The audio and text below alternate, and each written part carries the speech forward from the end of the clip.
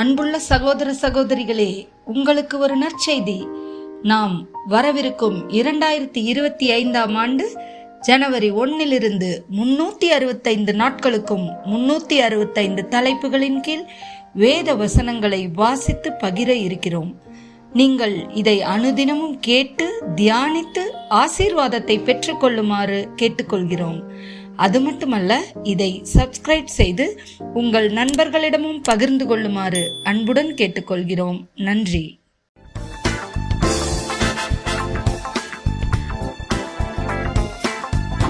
இன்று நாள் 225. தலைப்பு கலப்பு திருமணம். 2 கொரிந்தியர் 6:14-15. அந்நிய நுகத்திலே அவிசுவாசிகளுடன் பிணைக்கப்படாதிருப்பீர்களாக. நீதிக்கும் அநீதிக்கும் சம்பந்தமேது? ஒளிக்கும் இருளுக்கும் ஐக்கியமேது? கிறிஸ்துவுக்கும் பேலியாளுக்கும் இசைவேது? அவிசுவாசியுடனே விசுவாசிக்கு பங்கேது? உபாகமம் 7:3-4. அவர்களோடே சம்பந்தம் களவாயாக. உன் குமாரத்திகளை அவர்கள் குமாரருக்கு கொடாமலும் அவர்கள் குமாரத்திகளை உன் குமாரருக்கு கொள்ளாமலும் இருப்பாயாக. என்னை பின்பற்றாமல் அந்நிய தேவர்களை சேவிக்கும்படி அவர்கள் உன் குமாரரை விலகப் பண்ணுவார்கள். அப்பொழுது கர்த்தருடைய கோபம் உங்கள் மேல் மூண்டு உங்களை சீக்கிரத்தில் அழிக்கும். எஸ்ரா 9:1-6 வரை மற்றும் 11-15 வரை. இவைகளை செய்து முடித்த பின்பு பிரபுக்கள் எங்களிடத்தில் சேர்ந்து, இஸ்ரவேல் ஜனங்களும் ஆசாரியரும் லேவியரும் ஆகிய இவர்கள் கானானியர், ஏத்தியர், பெரிசியர், எபூசியர், அம்மோனியர், மேவாபியர், எகிப்தியர், அம்மோரியர் என்னும் இந்த தேசங்களின் ஜனங்களுக்கும் அவர்களுடைய அருவருப்புகளுக்கும் விலகி இருக்கவில்லை. எப்படி என்றால், அவர்களுடைய குமாரத்திகளிலே தங்களுக்கும் தங்கள் குமாரருக்கும் பெண்களை கொண்டார்கள். இப்படியே பரிசுத்த வித்து தேசங்களின் ஜனங்களோட கலந்து போயிற்று. பிரபுக்களின் கையும் அதிகாரிகளின் கையும் இந்த குற்றத்தில் முன்னதாய் இருக்கிறது என்றார்கள். இந்த வர்த்தமானத்தை நான் கேட்டபோது என் வஸ்திரத்தையும் என் சால்வையையும் நான் கிழித்து என் தலையிலும் என் தாடியிலும் உள்ள மயிரை பிடுங்கி திகைத்தவனாய் உட்கார்ந்திருந்தேன். அப்பொழுது சிறையிருப்பிலிருந்து வந்தவர்களுடைய குற்றத்தின் நிமித்தம் இஸ்ரவேலுடைய தேவனின் வார்த்தைகளுக்கு நடுங்குகிற யாவரும் என்னோட கூட கூடிக்கொண்டார்கள்.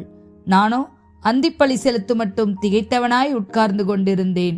அந்திப்பழி நேரத்திலே நான் துக்கத்தோடே எழுந்து கிழித்து கொண்ட வஸ்திரத்தோடும் சால்வையோடும் முழங்கால் படியிட்டு என் கைகளை என் தேவனாகிய கர்த்தருக்கு நேராக விரித்து, என் தேவனே, நான் என் முகத்தை என் தேவனாகிய உமக்கு முன்பாக ஏறெடுக்க வெட்கி கலங்குகிறேன். எங்கள் அக்கிரமங்கள் எங்கள் தலைக்கு மேலாக பெருகிற்று. எங்கள் குற்றம் வானபரியந்தம் வளர்ந்து போயிற்று. நீங்கள் சுதந்திரிக்கிறதற்கு உட்பிரவேசிக்கும் தேசமானது தேசாதேசங்களுடைய ஜனங்களின் அசங்கியத்தாலும் அவர்களின் அதை ஒரு முனை தொடங்கி மறுமுனை மட்டும் நிறைய பண்ணின அவர்களுடைய அருவருப்புகளினாலும் அவர்களுடைய அசுத்தத்தினாலும் தீட்டுப்பட்டதாய் இருக்கிறது. ஆதலால் நீங்கள் பலத்துக்கொண்டு தேசத்தின் நன்மையை புசித்து அதை நித்திய காலமாய் உங்கள் பிள்ளைகளுக்கு உம்பிளிக்கையாக பின்வைக்கும்படிக்கு நீங்கள் உங்கள் குமாரத்திகளை அவர்களுக்கு குமாரர்களுக்கு கொடுக்காமலும் அவர்களுடைய குமாரத்திகளை உங்கள் குமாரருக்கு கொள்ளாமலும் அவர்களுடைய சமாதானத்தை நன்மையையும் ஒரு காலம் நாடாமலும் இருப்பீர்களாக என்றீரே.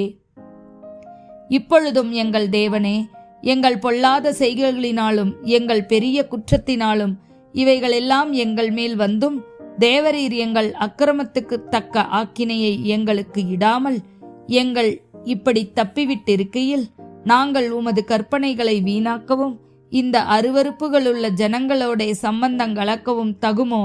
அப்படி செய்தால் எங்களில் ஒருவரும் மீந்து தப்பாதபடிக்கு தேவரீர் எங்களை நிர்மூலமாக்கும் மட்டும் எங்கள் மேல் கோபமாய் இருப்பீரல்லவோ? இஸ்ரவேலின் தேவனாகிய கர்த்தாவே, நீர் நீதியுள்ளவர். ஆகையால் இந்நாளில் இருக்கிறது போல நாங்கள் தப்பி மீந்திருக்கிறோம்.